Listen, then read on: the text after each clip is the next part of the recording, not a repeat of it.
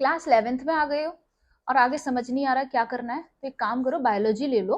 12th biology से होगी तो तुम्हें काफी सारे करियर अपॉर्चुनिटीज मिलेंगे। ये बात हर एक मिडिल क्लास स्टूडेंट ने अपनी लाइफ में सुनी होती है जब वो 10th से 11th में आ रहा होता है। लेकिन 12th के बाद देखते हैं कि नीट की रेस लगी हुई है, तो फिर उस रेस में भागने लगते हैं, सपने बड़े होने लगते हैं, बहुत मेहनत करते हैं।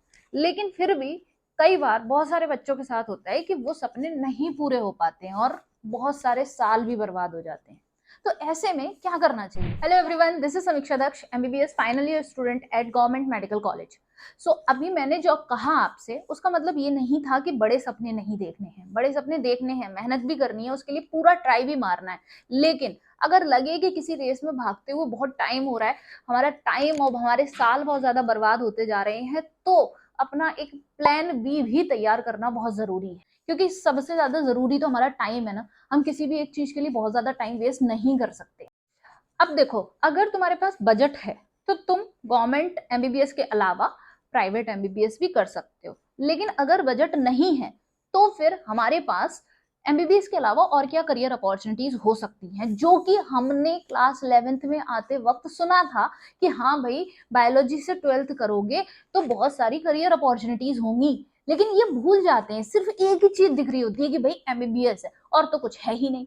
अब मैं आगे जो और डिग्रीज बताऊंगी, तुमने डेफिनेटली किसी ना किसी को अपने आसपास वाले लोग जो हैं उनसे कहते हुए जरूर सुना होगा कि अरे ये डिग्री तो बेकार होती है, ये डिग्री तो ऐसी होते हैं लोग, ये डिग्री वाले लोग ऐसे ही होते हैं। तो देखो, ये वही लोग होते हैं जो बस दूसरों को डिमोटिवेट करने का काम करते हैं। दूसरी बात ये कि मेरा पर्सनल एक्सपीरियंस है कि आपके पास कोई भी डिग्री हो, आप अगर अपनी डिग्री के लिए कॉन्फिडेंट हैं, उसके लिए पॉजिटिव माइंडसेट रखते हैं, तो आप बहुत कुछ बहुत बड़ा कर सकते हैं। क्योंकि किसी भी हॉस्पिटल में सिर्फ एक एमबीबीएस डॉक्टर तो होता नहीं है जो सिर्फ पूरे हॉस्पिटल को चला रहा होता है। जितने डॉक्टर्स होते हैं ना, उससे ज्यादा स्टाफ होता है और भी बहुत सारे लोग होते हैं, लेकिन हम उन पर नजर नहीं डालते हैं। ठीक है, तो आज मैं सारे तुम्हें करियर ऑप्शंस बताऊंगी जो एमबीबीएस के अलावा हो सकते हैं। सबसे पहले आते हैं आयुष कोर्सेज, जिसमें सबसे पहले आता है BAMS, bachelor of Ayurveda medicine and surgery. And फिर उसके बाद BHMS, bachelor of homeopathy medicine and surgery. And BUMS, bachelor of यूनानी मेडिसिन एंड सर्जरी। ठीक है, तो बीएएमएस का क्या सीन रहता है कि इसका जो पे ग्रेड रहता है, गवर्नमेंट अगर जॉब के बारे में देखोगे तो वो सेम रहता है एमबीबीएस के हिसाब से। लेकिन अगर प्राइवेट सेक्टर में जाओगे तो बिगनिंग में तुम्हें कम पैसे मिलते हैं, लगभग ऐसे 20-25 हजार तुम्हें मिलेंगे प्राइवेट हॉस्पिटल में अगर बीएमएस करने के बाद जाते हो तो। ठीक है, लेकिन गवर्नमेंट में सेम पे ग्रेड रहता है। देखो, पीजी तो फिर भी करना ही पड़ता है ना। पीजी अगर तुम एमबीबीएस के बाद पीजी करते हो तो ही अपॉर्चुनिटीज ज्यादा बढ़ती हैं, बीएमएस के बाद पीजी करते हो तो अपॉर्चुनिटीज बढ़ती हैं। कोई भी बैचलर का कोर्स हो, जब तुम पीजी कर लेते हो तो तुम्हारे लिए अपॉर्चुनिटीज और ज्यादा बढ़ जाती है। ठीक है, अब ये जो डिग्रीज हैं, बीएमएस, बीएचएमएस, बीयूएमएस, ये सारी डॉक्टरेट डिग्रीज हैं। इनको करने के बाद आप अपने नाम के आगे डॉक्टर लगा सकते हो और आप अपना क्लिनिक खोल के अपनी प्रैक्टिस स्टार्ट कर सकते हो।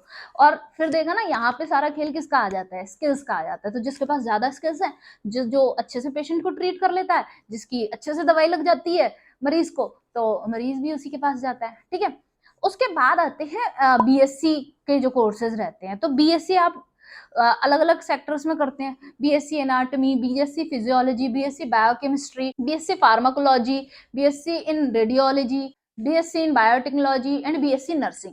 ये सारी क्या है, इन कोर्सेज, जैसे अगर आपने ये बैचलर की डिग्री बीएससी वाली कर ली, तो इसके बाद एमएससी करके और पीएचडी करके आप किसी भी कॉलेज में आराम से पढ़ा सकते हो, किसी भी मेडिकल कॉलेज में पढ़ा सकते हो, एमबीबीएस के, बीएमएस के कॉलेजेस में पढ़ा सकते हो। ठीक है, तो वहां पे भी सैलरी अराउंड 80,000 से 1 लाख के करीब हो जाती है। और बीएससी नर्सिंग तो काफी अच्छा कोर्स है, उसमें आपको पढ़ाने का भी ऑप्शन है। हॉस्पिटल में भी काफी सारी जॉब्स निकलती हैं नर्स। ठीक है, तो इनके लिए भी काफी सारी जॉब्स निकलती हैं। और उसके बाद जैसे बी फार्मा और डी फार्मा। तो B pharma bachelor in pharmacy and D pharma diploma in pharmacy. ये दोनों में क्या है कि आप दोनों से ही अपना मेडिकल स्टोर खोल सकते हो, ये परमिशन आपको मिल जाती है। बी फार्मा जो है वो बैचलर डिग्री है, तो उसमें क्या होता है, उसका ड्यूरेशन ज़्यादा होता है, वो 4 साल की होती है। डी फार्मा डिप्लोमा है, तो उसका ड्यूरेशन कम रहता है, लेकिन दोनों के बाद ही हो जाता है कि आप अपना मेडिकल स्टोर खोल सकते हो, ये वाला। और दूसरा ये होता है कि कई सारे मेडिकल कॉलेज या हॉस्पिटल्स वगैरह में फार्मासिस्ट की जो जॉब होती है उसके लिए बी फार्मा की ही डिग्री की ज़रूरत पड़ती है। उसके बाद आते हैं हमारे पैरामेडिकल कोर्सेज। तो मैं कुछ पैरामेडिकल कोर्सेज के नाम हैं वो बताती हूँ तुम्हें, कि जैसे BSc in anaesthesia and operation theatre technology, यानी कि ओटी टेक्नीशियन का जो कोर्स होता है। फिर आता है BSc in medical laboratory technology, यानी कि MLT, BSc in emergency and trauma care technology, BSc in dialysis technology, BSc in health psychology, BSc in respiratory therapy, BSc in dental technology. और उसके बाद BPT, bachelor in physiotherapy, and BRIT, bachelor in radio information technology. तो ये सारे paramedical courses हैं, ये काफी सारी यूनिवर्सिटीज भी कंडक्ट कराती हैं। गवर्नमेंट यूनिवर्सिटीज जो हैं वो अपने एग्जाम कंडक्ट कराती हैं, उसको देके तब तुम्हारा एडमिशन होता है, ठीक है। और कई बार क्या होता है, प्राइवेट यूनिवर्सिटीज भी कराती हैं, लेकिन क्या होता है कि हमें कहाँ एडमिशन लेना चाहिए जिससे श्योरिटी रहे कि हाँ भाई हमारी प्लेसमेंट पक्की है, हमारी जो जॉब है इस डिग्री को करने के बाद वो पक्की है, ये वाली श्योरिटी कहाँ से मिलेगी। तो उसके लिए एक बहुत अच्छा ऑप्शन है तुम्हारे पास, एमवर्सिटी। एमवर्सिटी पैरामेडिकल की बेस्ट डिग्रीज प्रोवाइड कराता है। इसके 3 रीजंस हैं। नंबर 1, इनका टॉप यूनिवर्सिटीज के साथ टाई अप है जो कि यूजीसी अप्रूव्ड यूनिवर्सिटीज हैं, जैसे कि जैन यूनिवर्सिटी, मंगलायतन यूनिवर्सिटी, आकरा जैन यूनिवर्सिटी। नंबर 2, ये आपको 3 इयर्स का कोर्स प्रोवाइड कराते हैं, जिसमें फर्स्ट ईयर में आपको थ्योरी पढ़ाई जाती है एमवर्सिटी के कैंपस में, जहां पर 2 टीचर मॉडल रहता है, कि एक टीचर आपको पढ़ाएंगे और दूसरे टीचर जो होते हैं वो आपके जो कॉन्सेप्ट्स हैं उनको और क्लियर करते हैं, आपके डाउट्स हैं उनको क्लियर करते हैं। और ये जो टीचर्स हैं वो खुद डॉक्टर्स होते हैं, ठीक है। और वीआर टेक्नोलॉजी की हेल्प से आपको पढ़ाया जाता है। सेकेंड ईयर और थर्ड ईयर में क्या होता है कि आपकी इंटर्नशिप शुरू हो जाती है। कहाँ पर? हॉस्पिटल्स में, क्योंकि एमवर्सिटी का टाई अप है टॉप हॉस्पिटल्स जैसे कि Fortis hospital, orange health labs, इनके साथ इनका टाई अप है।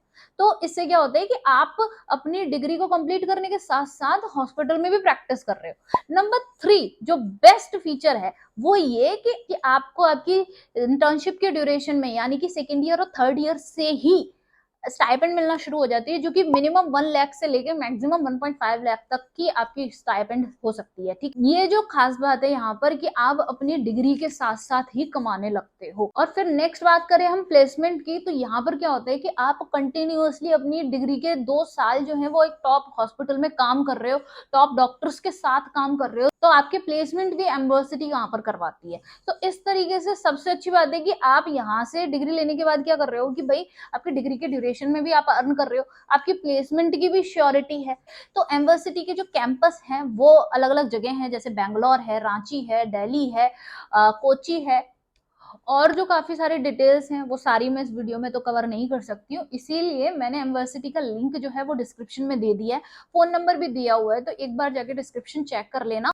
और इनका फॉर्म भी दिया होगा, एक बार उस फॉर्म को फिल करके इनके काउंसलर से बात करना, जो तुम्हें बेटर करियर काउंसलिंग करेंगे, जिससे तुम्हारी करियर के लिए काफी सारी मेंटेलिटी क्लियर हो जाएगी, ठीक है। तो इसके बाद आई होप कि तुम्हें सारा क्लियर हो गया होगा। उसके बाद फिर भी कोई कंफ्यूजन है तो तुम मुझे कमेंट कर सकते हो। And see you, bye bye.